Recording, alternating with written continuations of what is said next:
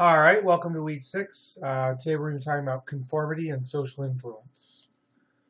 So, conformity is about trying to get other people to do things that they wouldn't normally do, about changing perceptions or other people's behaviors. Essentially, conformity is how the influence of other people changes how you see, think, or behave. We'll talk about different kinds of social influence. So first we'll talk about conformity, and then we'll go through and we'll talk about compliance and obedience. These are three separate things. So conformity is when we change our behavior, change our attitudes, change the way we think, when there's no sort of direct request. No one is asking us to do something. We just sort of do it. Um, the example that I like to use for conformity in this instance is getting into an elevator. Everyone knows that when you walk into an elevator, you walk in and you turn around and you face the door. And that's conformity, right? You do that because that's what everyone does when they get in an elevator. If you were to walk into an elevator and just stand there and stare at everyone as the doors are closing behind you, that would make everyone very uncomfortable and it'd be very weird, right? So the fact that you turn around is conformity, right? No one's asking you to telling you to turn around. You just do it because that's what people do. So compliance is changing a behavior when someone asks you to do something. This is the sort of sign on the road that says "keep off the grass," or the sign on the road that says "no parking here." Right? You don't park there. I mean, because if you live in the city, you'll get a ticket. But because someone's asking you not to park there. If the city is putting up signs, they've got a reason to do it, and so you're complying with the request not to park, or complying with the request to not walk on the grass. This is different than obedience. Obedience is when someone is telling you to do something, right? And there's a difference between compliance and obedience. With compliance, there's sort of the option to not comply. So someone can ask you to keep off the grass, but you can get on the grass anyways, or you can park there anyways, even though they've told you not to. Obedience, on the other hand, implies that you don't really have a choice. I'm telling my daughter she has to clean her room on Sundays. And she doesn't really have a choice in the matter. She has to clean her room or there will be consequences. And you can think of these as resting on a kind of continuum with no one really saying anything to you up here towards conformity and people directly telling you with obedience. So we'll go through and we'll talk about each of these in turn. So the very first study on conformity was looking at made use of this optical illusion called the autokinetic effect. So to understand this, you just have to understand the basic biology of human vision. One thing that the human eye does is it does these what are called saccades. If you've ever watched a movie where there's an extreme close-up on someone's face and they're staring intently at someone else, or you've ever watched someone's eyes, sometimes you'll notice that the eyes will sort of dart back and forth from side to side.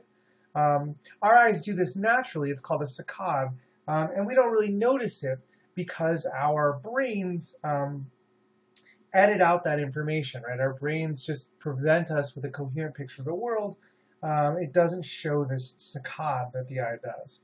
Kinetic effect, which is an optical illusion that is caused by the saccade of the eye. So if I put you in a really dark room, a pitch black room, and I put a point of light on the wall, and there's no other light in that room at all, then the light will appear to move back and forth like this.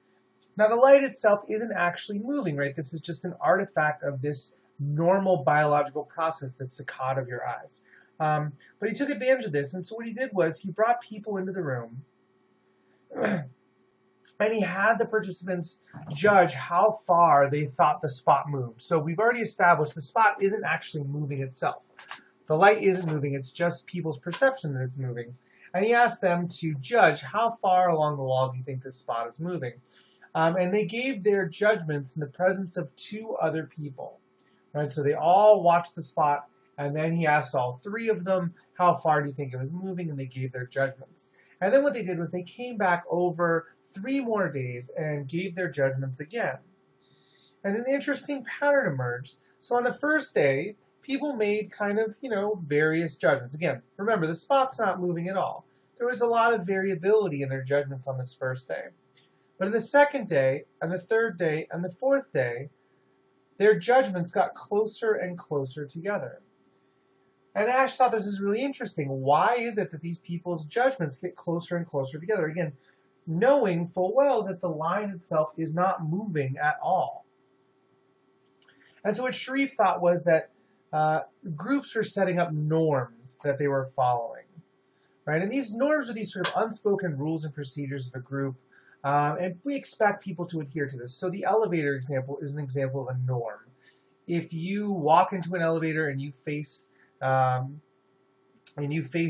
back wall or stare at the people in the elevator, you're violating the norm that you are supposed to turn around when you get in an elevator. So what Sharif thought was that people were sort of setting up these norms. But a guy named Solomon Asch came around in the 1950s and says, I don't think that people are necessarily setting up norms. I think that there's another process going on in here. Really, the problem is that the task is ambiguous, and people are looking to each other for information, right? They don't know how far, they have no way of judging how far this spot is moving. Again, it's just an illusion. And so they use other people as a source of information. And so what Ash thought was, well, what if I set up a scenario where I can get people to use others as a source of information? And this is a famous line judgment study. So imagine yourself as a participant in the 1950s, which meant that you were a straight white man in college. But imagine yourself as a participant, and you came into this study, and this is a line, Ash, the researcher tells you this is a line judgment study. And I'm going to show you a picture of a line. This is the standard line, and I need you to tell me which of these three lines is closest in length to the standard line. Now, if I ask you, students in this class, which one is the correct answer, you would probably say B, right? Because we all have working visual systems and we can see B. But what Ash did was he manipulated the responses that the people in his study were giving. Okay? So what happened was, when they asked the question, which is the closest in length to the standard line, the first person said A, and the second person said A, and the third person said A, and the fourth person said A, and the fifth person said A, and then it got around to the participant. And the question is, what is this participant going to say? Now, all of these guys who said A before, they're all what we call Confederates. They're working for the researcher. Their job is to make the wrong answer consistently. And so what Ash was wondering is, will people conform to these wrong judgments of the length of this line? So Ash hypothesized that participant wouldn't conform, but what he found was they conformed on 37% of the trials, and 75% of the participants conformed on at least one trial. So again, he did this multiple times, and all the time they were giving the wrong answer, and he was looking to see the degree to which people would conform. And so what this led Solomon Asch to ask the question is, why do people conform? Because the people in the control group, the people who gave their judgments of the line, how long it was when they were by themselves, they didn't make any mistakes. So clearly the task was not ambiguous, right? The task wasn't unambiguous, right? It was very clear what the right answer was, yet sometimes people were giving the wrong answer and conforming. So there's two kinds of reasons for why people conform. We have informational influence, which is just using other people as a source of information, right? We want to be accurate. Sharif asked us how far this dot's moving, and we want to be accurate, and we don't know, so we use other people as a guide for information. You can imagine a scenario if you're walking down the street, and around the corner, there comes a herd of people running directly at you, or 50 people running right at you. What are you going to do, right? Most people, when I ask this question, they say that they would turn around and run also. And the reason why is informational influence. We assume that the people running towards us are running away from something, that they know something that we don't know, and so we conform based on that motivation to be accurate, motivation to have the right information. Normative influence, on the other hand, is driven by a motivation to be liked. Right? It's driven by a motivation to be included, right? To not stand out, right? This is if all your friends jumped off a bridge, would you do it too? Right? So even when we're presented with unambiguous information, it was very clear which line represented the standard line, we still will conform to be liked or not to stand out. So informational conformity, this makes sense to us, right? If we are walking around in the world, we can use people as a source of information, and this helps us in a lot of ways. You can think of the example of the people running around the corner. Sometimes this will happen if you've ever had this experience where you're talking to someone and you're having a conversation with someone and they keep looking behind you, right? So imagine yourself, you're talking to someone and every time, every couple sentences they look behind you and they look behind you and they look behind you. And after a while, you turn around and look too. Like, what are you looking at? Right? Again, we use people as a source of information. If you're talking to someone and they're looking behind you, then there might be something back there that you should be interested in knowing about, right? So we use people as a source of information. This makes sense. But what about normative conformity? Okay. Sometimes people like to think of normative conformity as a sign of weakness. This is sort of like, oh, you just bought those sunglasses or you just bought that pair of shorts because everyone is wearing those shorts right now.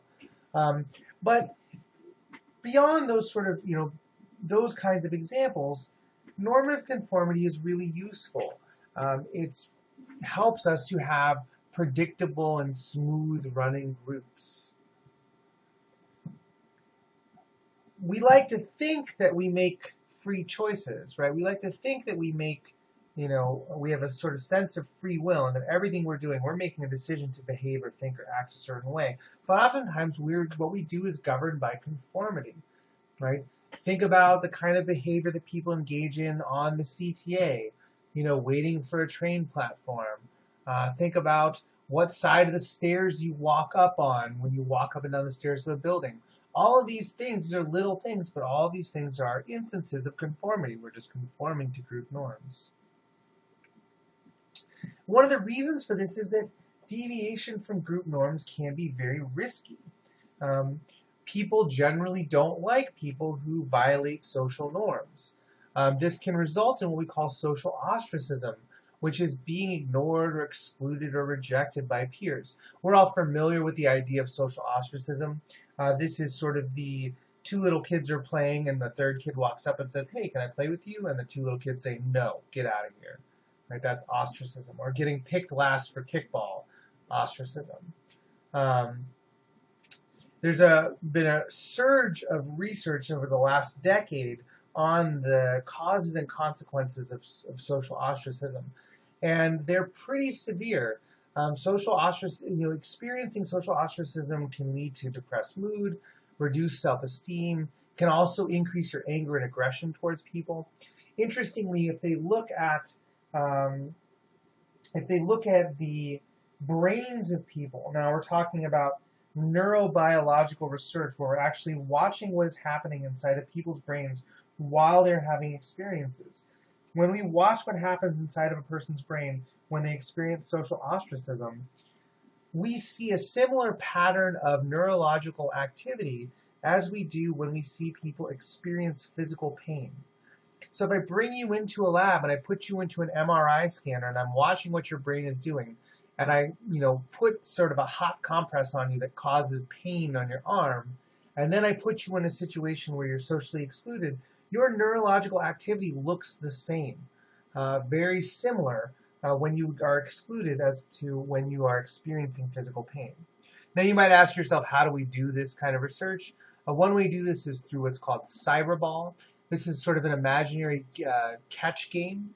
And it's very simple. You're shown 3 people that you're supposedly playing a game with over the internet, and all you do is click on the person you want to throw the ball to. And what happens in the game is that you are randomly assigned to either be included or excluded. So in the inclusion condition, people throw the ball to you. As many times as they throw it to the other person. But in the exclusion condition, Adrienne and Jim here just throw the ball back and forth between each other, and they only throw it to you once for the entire game. Right? And this causes people to experience a sense of ostracism. Now, of course, with social psychological research, Adrienne and Jim don't really exist. There's just the participant, and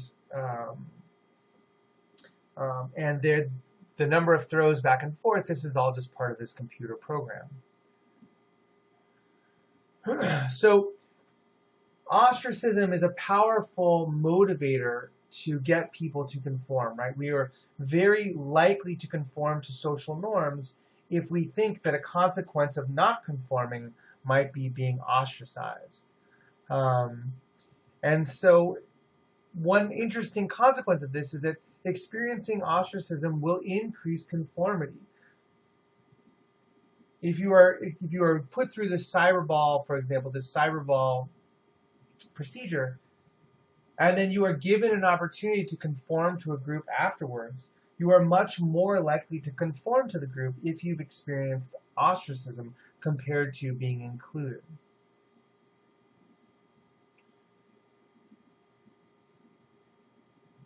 We see this pressure to conform all over, so you can think of commercials saying 9 out of 10 dentists or 9 out of 10 moms choose. You could think about salting the tip jar. Right? People are more likely to put money in a tip jar when there's already money in the tip jar, because it implies that other people have already given money. Canned laughter makes TV shows seem funnier, even if they're not. This is why sometimes things are more funny when you are with other people, right? Because of this sort of pressure to conform, right? We're conforming with the situation of this comedian is really funny. For both normative and informational influences, behavior is changed in both, right? So in the Asch study and the Sharif study, people both said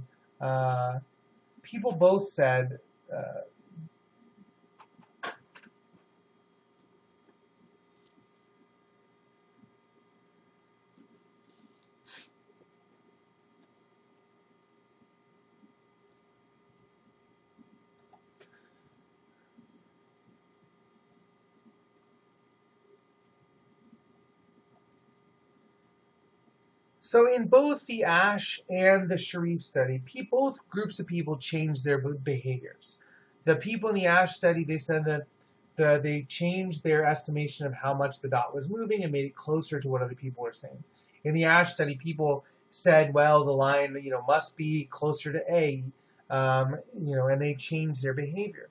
But the question is, did the people truly change their beliefs? Did the people believe in the Asch study that the line was actually moving 2 inches because that's what the group said? Or did the people believe in the Asch study that the standard line, was actually closer to A and not B?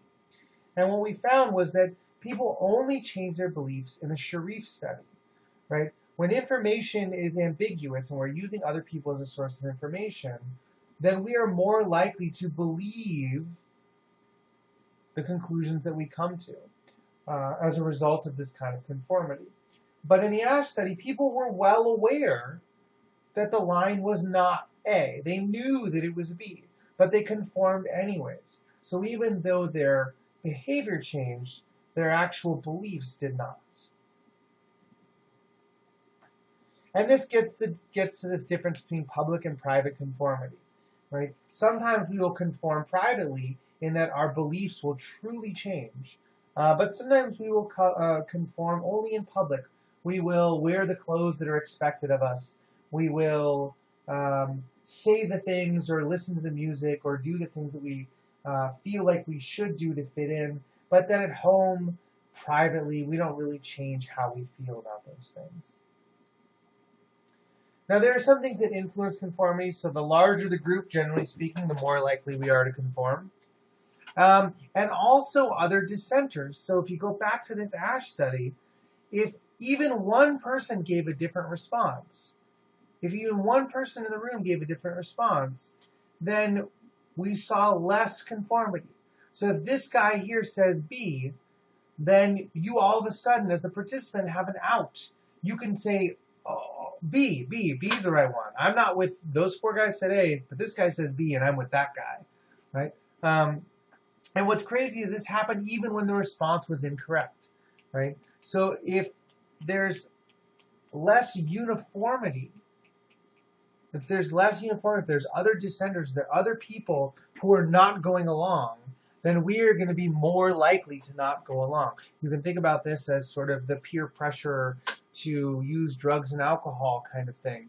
If there's a group of kids and every single one of them is going out to have, drink alcohol, then that one kid who maybe doesn't want to is going to feel more pressure to go along with the group than if there had been another kid who didn't really want to go along. If another kid's in a group of 10 kids and one of them says, I really don't feel like drinking, and then the other kid would say, well, I don't feel like drinking either, because they have this other dissenter to go along with them. So that's conformity, where we talked about two different types, informational conformity and normative conformity. And we're going to go through and talk about compliance. And compliance is when we're changing our behavior because of something that someone asks us to do. And there's a bunch of different really fun strategies that we can use to try and get compliance from someone. Typically, when we're talking about compliance, we're talking about equal or lower power or status. Typically, one thing that denotes compliance versus obedience is that obedience is when someone with higher power or authority is telling you to do something. Compliance is when someone with equal power and authority or less is asking you to do something. There are some one-step techniques and two-step techniques, and we'll go through and we'll talk about each of them. So the first one is easy. It's just ask. A lot of times people will comply if they're just simply asked to do so. People tend to be mindless, especially in large groups. They tend to be sort of not focused on what's going on around them. And so if you just ask them, if you make a direct request of them, then they will often comply. If you just get on the CTA and you ask someone, hey, can I sit there? And just see, a lot of the times people will actually get up and move. Especially if you give them a reason, right? If you give them a reason for why you want to do whatever you want them to do, they will oftentimes come along. If you say, can I just sit there? My feet are really tired. Right? If you ask someone on the CTA, can I sit there? My feet are really tired. They're going to be more likely to comply. The example study here is this cutting in the photocopy machine, right? When they set up a study where there's a line for the photocopier, and they had people try and cut the line for photocopying, and they just had them go to the person who was next and say, excuse me, can I please use the copy machine? And when they asked, 60% of them were like, yeah, that's fine. And when they added a reason, an explanation, I need to use the copy machine because I need to make copies, right? They give a reason for this. Then compliance went up to 93%. Now notice that this excuse, this reason is not particularly compelling. It's not like I'm late for my class and I have to make these exams, right? But if you give people a reason, this can increase compliance. There's also the peak technique. So being creative in your request can increase compliance. So in Santos, 1994, they had a homeless person sitting on the street, and for half of the people he asked if they could spare some change. The other half he asked for, can you spare 17 cents? And the compliance rate was much higher for 17 cents. Part of the reason for this, again, is that it's novel, it's interesting. 17 cents is specific. It sounds like you need it for something specific. It's not what you're used to hearing. And so, therefore, compliance goes up. Like this gentleman right here who needs to get a BB gun to shoot the pigeons who ate his parents. Another step, one-step compliance technique is making use of the norm of reciprocity. There's a very powerful norm of reciprocity that suggests that we treat other people as we want to be treated. And this means that if someone gives us something or does something for us, then we give it back, right? This is a powerful compliance technique. If you offer to babysit someone's kids, something happens, someone's like, oh, I need someone, can you watch my kids? And you say yes. They owe you now, right? They owe you now. And the next time you ask them if they, to watch your kids or ask a favor of them, they owe you. So giving something first is one way to get compliance. Many charities will often do this with these address stickers. It probably costs them less than a penny a sheet to print off these address stickers. But by giving you something that you might actually use, you feel obligated to return that favor by giving back to the charity. So these are one-step compliance techniques. There are other techniques that are called two-step techniques. Sometimes the book may call them sequential request strategies. This is just a two-step sequence to get people to comply with your request. So the first one is the foot in the door. This is when you get someone to commit to a small request and then ask them for something larger later on. Right? So you get them to commit to something small up front and then get them to commit to a larger request later on. So the classic study, the Friedman and Fraser 1966 study, they came around and they randomly asked people one of two things. They said, will you put this giant 5-foot by 5-foot drive safely sign in your lawn, or will you put this little tiny 4 by 4 inch drive safely sign in your window? Now, for the people who they asked to put the giant sign on their lawn, only about 17% of them were willing to put this giant sign on their lawn. Okay. But what they did was they came back around, and of the people who agreed to put in the little sign in the window, they asked them, will you please put this giant drive safely sign on your lawn? 76% of those people ended up putting the sign on their lawn. And so the idea is by getting them to commit to the small request first, it makes it harder for them to say no to the bigger request later, right? This is part of a self-reflection process, right? We want to be consistent. Why would I say no when they're asking me to put this giant sign on my lawn when just a couple days ago I said yes to putting this little sign in my window? Okay, foot in the door is very powerful. You get someone to commit to a small request first and then hit them up with a big request later. Another technique is what's called the lowball technique.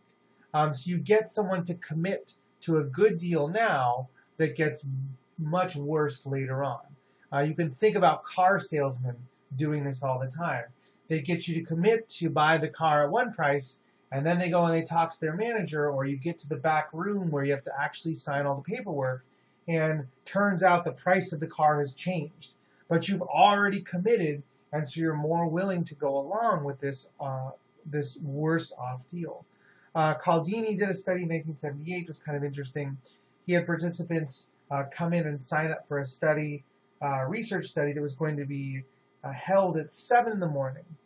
And what he found was that if they were either told that it was at 7 a.m. before or after they signed up. If they were told after, so they said, will you sign up with this study? And they say yes. And they said, oh, by the way, it's at 7 a.m. They're told after, 56% of them remain willing to participate. Whereas if they're told before, only 17% of them remain willing to participate.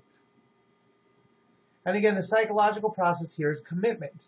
People are reluctant to break commitments or agreements, even if they are just purely psychological, even if there's nothing going on, nothing is changing hands. Right? If you've made a commitment, people are reluctant to break it. Door in the face is sort of the opposite of foot in the door. So at foot in the door, you ask someone to do a small thing first, and then you get them to do the big thing later. With door in the face, you make a gigantic request first, and then ask for a small thing later. So the example here is a blood donation study where they said, you know, would you be willing to come every week and give a pint of blood for 6 months? And most people said, no, I'm sorry, I can't do that. All right, well, how about if you just give 1 pint of blood today? Right? And most people were likely to go along with this door in the face. I used to do this to my parents when I was a kid. I didn't know that I was doing this, but this is what I would do. I would ask for 2 things at Christmas time. I would ask for something that was really, really expensive and giant. When I was a kid, it was G.I. Joe toys. So, you know, the giant G.I. Joe aircraft carrier that I knew that they would not get for me. But then what I would do is I would ask for something smaller that's still expensive, but relatively less expensive. And that was the thing that I really wanted. right? And this is, again, this sort of door in the face. You ask for the big thing first, and then by comparison, the smaller thing doesn't seem like so much of a big deal, right? Part of this is compromise, right? So if you ask for something really big and someone says no, and then you come down to something smaller, people feel like you're making a compromise with them, and so they're more likely to compromise through reciprocity.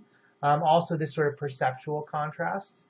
The small request doesn't seem so big when it's put in the context of the large request. If I ask my parents for a $500 GI Joe aircraft carrier, and then come right back around and say, actually, I would take that, or maybe $100 Nintendo, right? The $100 Nintendo doesn't seem like that big of a deal relative to that contrast.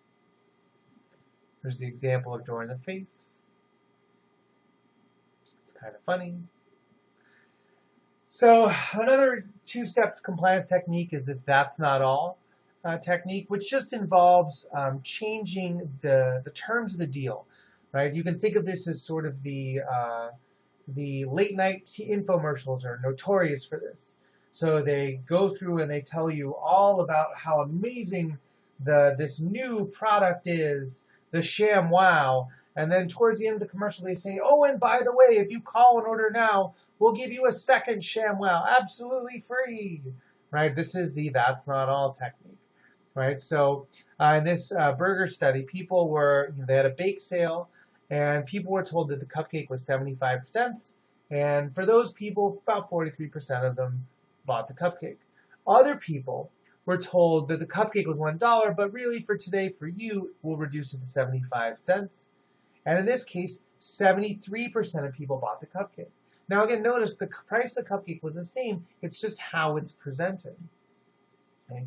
Again, this feels like reciprocity. It also is similar to the perceptual contrasts. The deal seemed good at first, and now it seems even better. So last thing we're going to talk about is obedience. So one thing that we know about obedience is that the source of the order matters. So in this Brickman study, the authority figure, the person, randomly ordered participants to do something unusual. You need to lay down on the floor for 5 seconds. And what he found was that people were much more likely to obey that authority when the person was wearing a uniform, even if it was a mall cop uniform or a doctor's uniform. Okay? So the uniform really matters. The perception that someone is an authority figure really matters in terms of obedience. If someone is seen as an authority figure, then you're more likely to obey their orders. Classic study, Milgram, 1963, recruited 40 male volunteers, brought them into a lab, and there were 2 Confederates in the study. So Milgram had the other participant and the experimenter. Now, when the participant came into the lab, they were told, this is a study about teaching and learning, and one of you participants will be the teacher, and one of you will be the learner. And the system was rigged so that the participant was always the teacher and the Confederate was always the learner. And the way that this study was designed is that the teacher was told, the learner has to learn these list of words, and every time they get a word wrong, you have to give them a punishment with a little bit of an electric shock. So go ahead and pause this video now and watch the other video about the Milgram study. And then when you come back, we'll kind of talk about what these results really mean and some future recent studies that have sort of replicated these effects. All right, so you've watched the Milgram video. What part of the results of the Milgram study was that about 65% of the participants continued to the maximum voltage, basically shocking the person to death. Only 12.5%, that's 5 participants, stopped at that 300 volt mark. And the question is, why did people do this? Why did they continue to shock this person even after they're yelling in the other room, "Ow, my heart," and screaming, very clearly in pain? Part of it is the power of the situation, right? You are in this situation, you're the participant, it's your job to do what the research assistant tells you to do. Also, this gradually increasing demands, right? What's another 5 volts if I just gave them 15 volts? And this idea that the experimenter is ultimately responsible for the situation, right? All of these things drive um,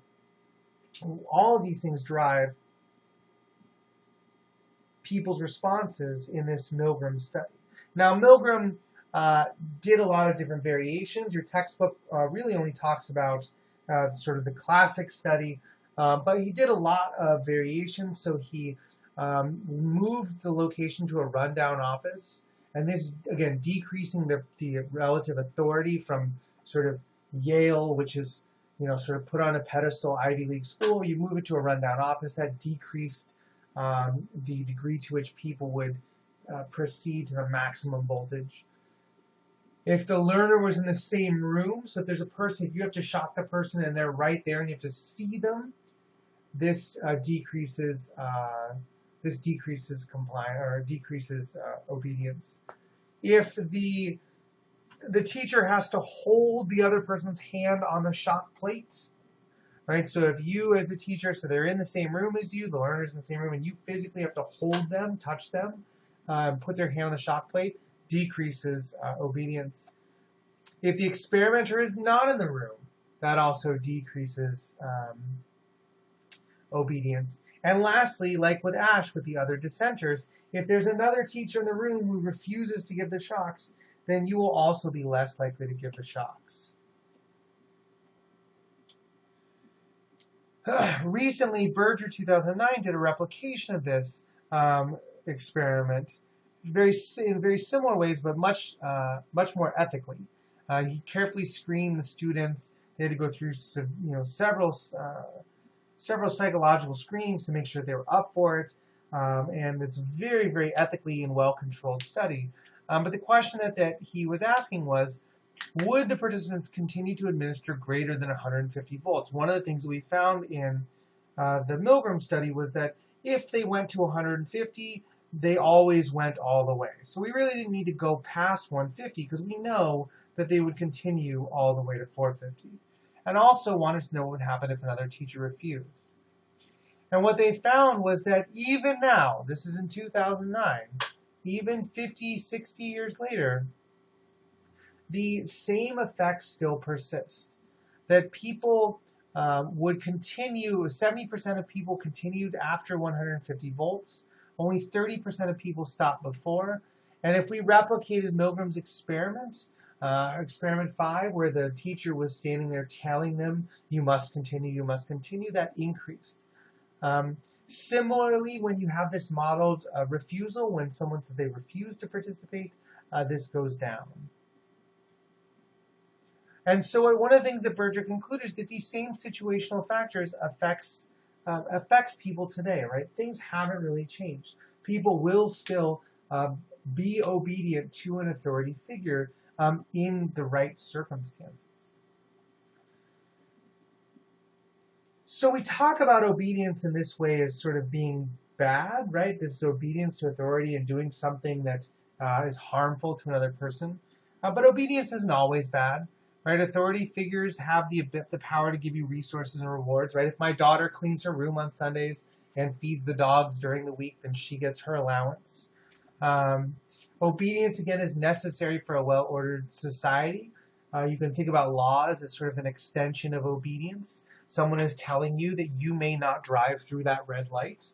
And if people didn't obey those laws, then we would have chaos. So in general, obeying is necessary, but the trick is to know when to disobey. And we will typically disobey when there are other deviants, when there are other people who are disobeying around us. So if you are, at a stoplight in the middle of the night, and it's a red light, but there are no cars coming, and someone opposite of you just runs the red light, you're going to be more likely to run that red light yourself because there's another person who just did it. So if there's even just a little bit of rebellion going on, that increases the likelihood that we will rebel. And it also breaks down these norms of obedience, potentially even setting up a norm of rebellion. You can sort of think about what's happening in the Middle East right now. Also, psychological reactants will influence the degree to which we obey authority. Sometimes, when we're told to do something, that sort of threatens our sense of free will, and we just want to do the opposite. And we'll talk a lot more about this when we talk about attitudes. So that's it for this week. As usual, make sure you take a look at the discussion boards, post early and often. Don't forget about paper number 1, which is going to be due next week. Email me if you have any questions.